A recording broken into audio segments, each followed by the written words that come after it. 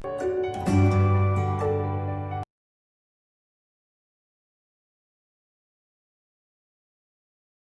students, today we are going to start chapter number 8, conditional statements and loops in Python of class 8th. In this chapter we are going to learn about the various conditional statements, that is the if statement, if else statement, if elif else statement, and the different types of loops. So in this chapter we are going to start with that while writing a program you must have observed that it follows a specific sequence.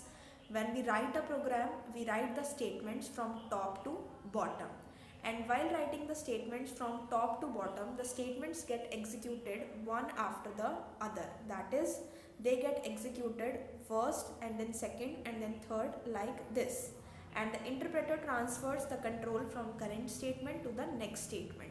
However, sometimes it happens that we may want to change the sequence of execution by repeating a set of statements or by skipping a certain set of statements depending upon a given condition. So, for controlling the sequence of program execution, we use control statements. When we talk about control statement, they are of two types. One is the looping statement and one is the conditional statements. So loop statements, for this we have the for loop and the while loop, and when we talk about the conditional statements, we have the if else and if elif else statements. Let us learn about them one by one. So first we have is conditional statement. When we talk about the conditional statement, we use these statements for specifying if a particular task will be performed on the basis of a specific condition. That is, if the condition is true, then a particular set of statement will be executed, and if it is false, then other set of statements will be executed. In Python, any non-zero or non-none value, non-zero means 1, 2, 3, and same is the case with the non-none values, that will be considered as true, and if the value is 0 or null, then it is assumed as false value. Some of the conditional statements which we use in Python are if statement, if else statement, and if elif else statement, right? Now we talk about the if statement. So if statement contains a logical expression using which the data is compared and the decision is made based upon the result of the comparison. If the expression is true, then the statement will be executed, and whatever the statements are there in the if block, they will be executed. But if it is false, then the first set of code at the end of the if statement is executed. Now you can see here this is the syntax, and we can see here that if this expression is true, then the statement which is a part of the if block, this will be executed. But if it is false, if any statement is written after the if part, that will be executed. And if no such statement is there after the if block, no output will be shown on the screen, right? So here we have been given the flow diagram. You can see here if the condition is true, then the particular set of statements will be executed, and if the condition is false, the control will come out of the particular loop. Now we have an example based upon the if statement. It says num is equal to input enter a number. When the user enters a number, it is in the string form because input function takes the data, that is, takes the input from the user as a string data. So it has been changed to the integer type by specifying the int function, which you can see here. And after that it says if num modulus 2 equal to 0, that is, whatever the number user has entered, if we divide it by 2 and the remainder is 0, then the number is even, otherwise we have to give a particular set of other statements. Now here you can see the output, enter a number, the user has entered the number 64 and the output is number is even. So how it has been executed? Number is 64, 64 modulus 2. When we divide 64 by 2, the quotient will be 32 and the remainder will be 0. Since the remainder is 0, so the statement which is written here, the print statement, that will be executed. This print statement will come a little to the right side, indentation will be there, a little gap will be there because it is a part of the if block. So it will give you the output if the number is even. But if you would have given the input as some other number which would not have been an even number, here the another output is also there. Here it is shown like they have entered a number 45 and 45 is an odd number, so 45 divided by 2.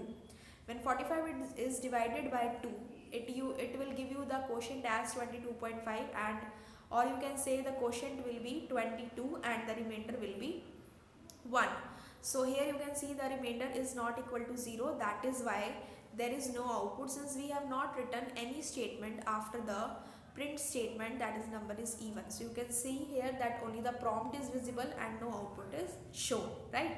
And if you would have given any other print statement like it is an odd number, then that would have been printed on the output screen, right? Next we have if else statement. Now an else statement can be combined with the if statement. Else statement contains that statement if the if statement condition is false. So here you can see about the example. Here first we have the syntax. It says if expression, that is whatever the condition is, if that is true, whatever is the statement in the if block, that will be executed. But if this condition is false, then the statement in the else block will be executed. Same way you have been shown here the flow diagram, which shows the condition is true, if code will be executed, and if the condition is false, else code will be executed, right? Now we have the example. Write a program to check whether a number is positive or negative and print an appropriate message. Ask the input number from the user. So in this case, first we have taken the number from the user as we have done in the last example. So input, enter a number, convert it to integer type. Now we have to check whether the number is positive or negative. So in order to check this, we have to check whether the number is greater than or equal to 0 or less than 0. We know that if the number is greater than 0 or equal to 0, it is a positive number or it is 0, and otherwise that number is a negative number. So we have the condition, if number is greater than or equal to 0, number is positive or 0, else number is negative. So first we will take input from the user, then we will check the condition, and then we will decide which statement will be executed, right? So here we have the output screen. We have entered a number 0. So it will go to this set of statement and it will check the condition. If number is greater than or equal to 0, number is not greater than 0 but it is equal to 0. So what will be the output? Number is positive or 0, which is shown to you here, right? Next we have in the next output screen, enter a number. We have entered -87. Now it will check this, that -87 is greater than equal to 0. The condition is false, and since the condition is false, so this if part will not get executed, this part will not get executed, else this part, this else part print statement will get executed, that is number is negative. Understood? So this is the case with the if and else statement. Next we have another set of statement which is known as if, elif, else. Now the elif statement is a short form for else if. It is also used to check the condition. In if block we take one condition, but if we have so many conditions, then we make use of the elif statement. So first it will check the first expression, which is with the if, and if that is true, the first statement will be executed, no other elif expression will be checked. But if this is false, then this elif will be checked, and if more elif statements are there, they will be checked one by one. If any of the elif expression becomes true, the statement corresponding to that will get executed, and if the case is that neither this expression is true, neither these expressions are true, then the last else statement will get executed, right? So let us see the example of this one. Write a program to check whether a number is positive, negative or 0 and print an appropriate message. Ask the input number from the user. Again the same question is there. So in this case what we have done is we have taken the condition. If the number is greater than 0, then print the number is positive. Here indentation will come. This is a little misprinting. So this is the first condition, that the number should be greater than 0. It should not be equal to 0 and it should not be less than 0. If that is the case, that is if the number is greater than 0, then it will print number is positive. Elif, now this is another condition. Elif num equals to 0. If the number entered by the user is equal to 0, then it will print number is 0. Else number is negative. Now when will this else case be executed? When neither the number is greater than 0 and neither the number is equal to 0. It means the number is less than 0. It means the number is a negative number. Let us check its output. It says enter a number. They have entered 0. So first it will how the control will do the execution of this program. First it will take the number from the user. First it will check this condition, is 0 greater than 0? No, 0 is not greater than 0, so this print statement will not be executed. Then it will check this statement that elif num equal to 0. Next condition is that the number which is entered 0 is equal to 0 or not. Yes, it is equal to 0, so it will print number is 0. That is why our output is number is 0. When it finds at one particular condition the print statement, it will not go to this part. Now since the condition has been found here and it is true, so it will not go to this part. Here only the execution will stop and it will come out of the program, right? Similarly, there is one more output, that is enter a number 56. So again we will go to the program and it will say if number is greater than 0. Here it will be checked. 56 is greater than 0. Yes, the condition is true. So what will be the output? Number is positive, right? Again, after that we have output 3, in which a negative number has been entered. Enter a number. We have entered minus 87. So in this case, how the execution will be done? First it will check that minus 87 is greater than 0. No, minus 87 is not greater than 0. So this set of statements will not be executed. Then it will go to the next condition and it will check that minus 87 is equal to 0. No, minus 87 is not equal to 0. So this print statement will also be not executed. So we have checked the condition. Now we are only left with the else statement. So when the condition does not match with any of the if or elif block, what will be executed? Else part will be executed. That is, whatever is the statement, print statement in the else part, that will be executed, and it says number is negative, so our output is number is negative. Here you can see output 3. Okay. Next is write a program to find the largest number among the 3 numbers input by the user. User has entered the 3 numbers num1, num2 and num3. These 3 numbers you have to take from the user, and after that you need to check which number is the greater number. So in this case what we have done is num1, num2 and num3. Here you can see that in all this integer is there, which shows that the entered value should be of integer type. Now it will check if num1 is greater than num2 and num1 is greater than num3. That is the first number which is entered. If it is greater than number 2 and if it is also greater than number 3, it means number 2 and number 3 are smaller than number 1. So which is the largest one? Num1. So it says largest is equal to num1. But if this condition is not true, it may compare it with num2. If num2 is greater than num1 and num2 is greater than num3, then which is the largest number? Num2, that is number 2. And if neither number 1 is greater nor number 2 is greater, then which is the largest number? Of course num3. So at the last it will print largest number is largest. Whatever the value will be in the largest, that will be printed. So here is the output. We have taken 3 numbers 65, 56, 79. So first it will check 65 is greater than 56. Num1 is 56. Num1 is 65. Num2 is 56. Num3 is 79. So first it will check 65 greater than 56, right? Then 65 greater than 79. No. First condition is false. So num1 cannot be the largest one. We come to the elif part. When we come to the elif part, we will check 56. Is 56 greater than 65? No. Is 56 greater than 79? No. Condition becomes false. This will not be executed. Largest cannot be num1, not num2.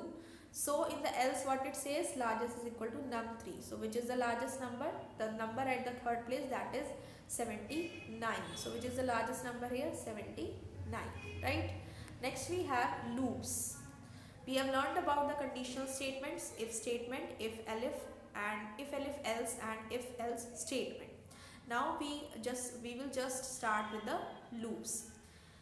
While making the decision, we control the flow of the program either sequentially or we skip some conditions. But there are some situations when we want to repeat some set of statements. So this type of execution is called looping or iteration.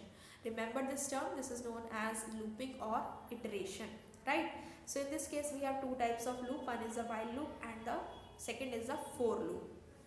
While loop is used to iterate. Iterate means to repeat. It is used to repeat a block of code as long as the condition is true. Here you can see the syntax of the while loop. While expression means here condition will be given. So till the condition is true, the statement corresponding into the while block will be executed.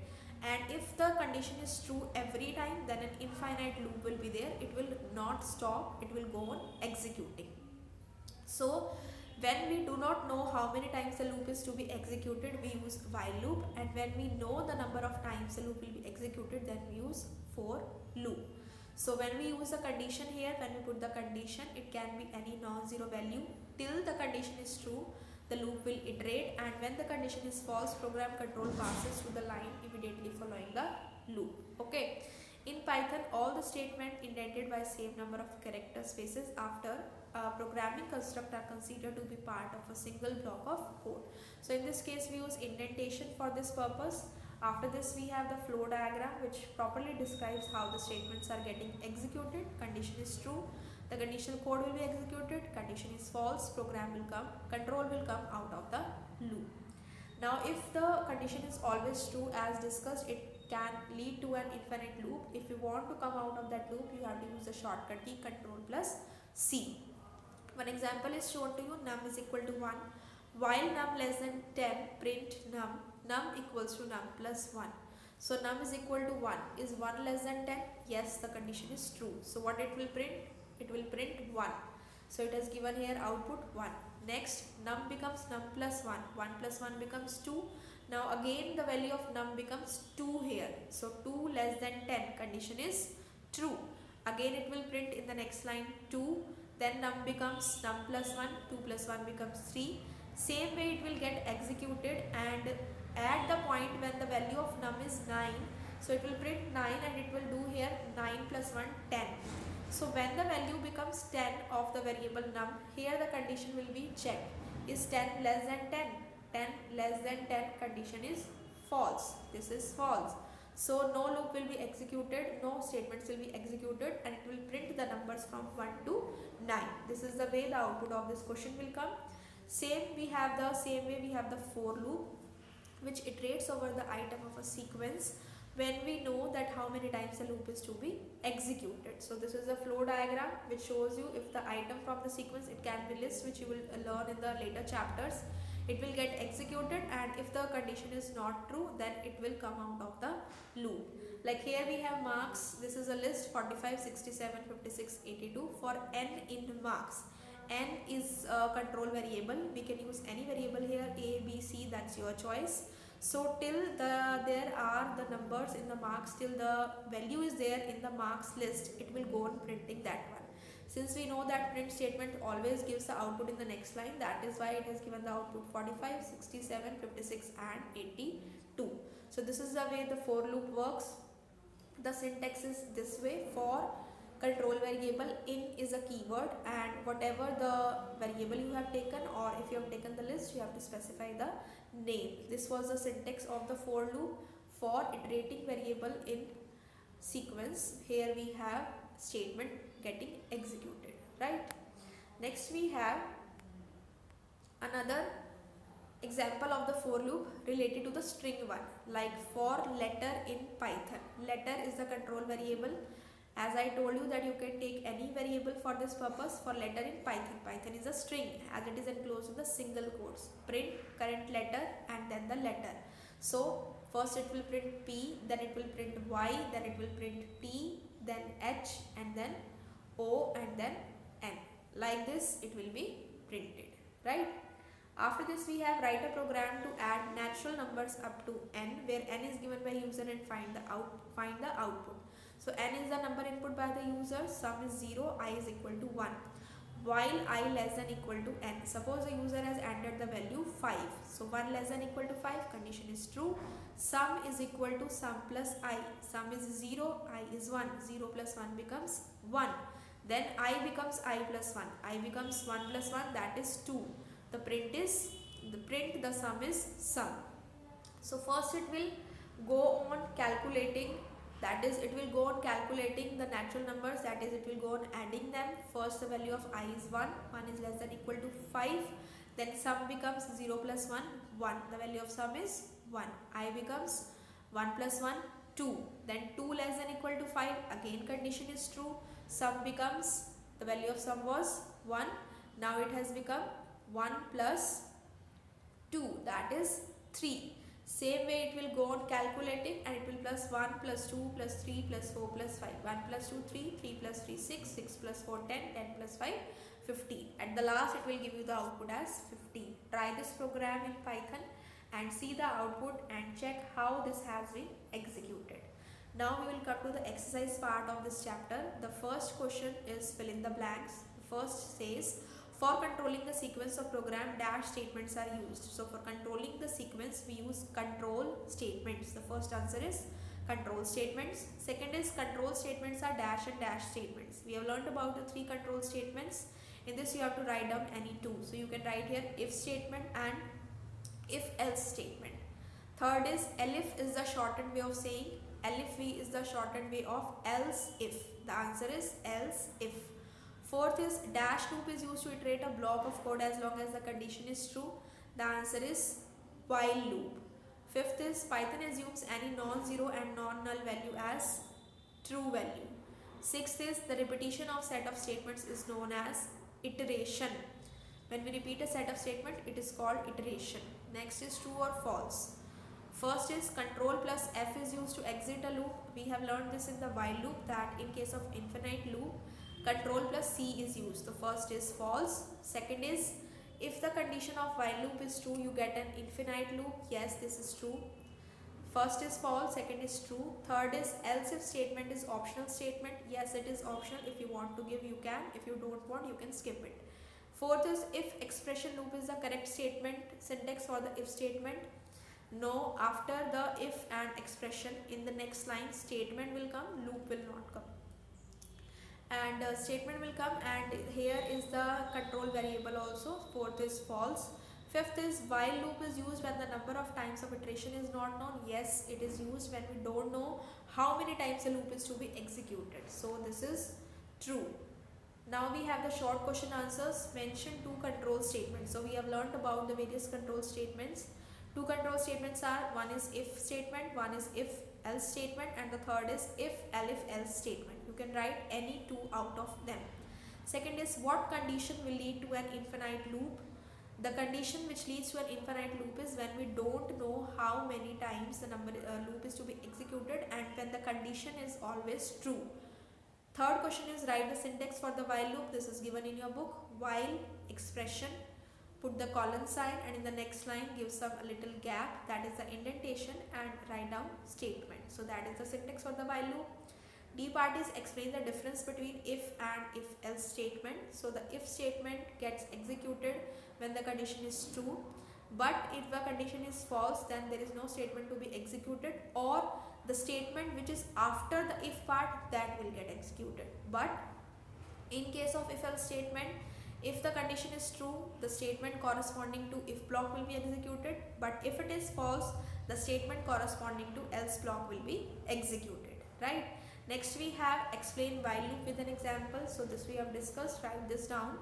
E part says find the errors in the following code. So just look at this code and see the errors. A equals to 1. If A greater than 5, print this is incorrect, else print this is correct. So in this case, the error is that when we write the print statement, that is a print function, here there should be parenthesis, here and here, closing and opening. Same is the case here and here, parenthesis should be there, and this colon sign which is coming, this is wrong here, this should not come, this should be deleted, right? Next we have b equals to 0 while b less than 40, b is equal to b plus 1, print A. So the print statement which is given here, again it should be the A which is written, it should be in the parenthesis, and after that the code will become correct. So these are the errors in the given code. Next you have is the lab activity which you can try in the Python software and just write its output corresponding in front of this question itself. I hope you have understood the conditional statements and the looping statements which we have discussed in the chapter, and just read the chapter carefully.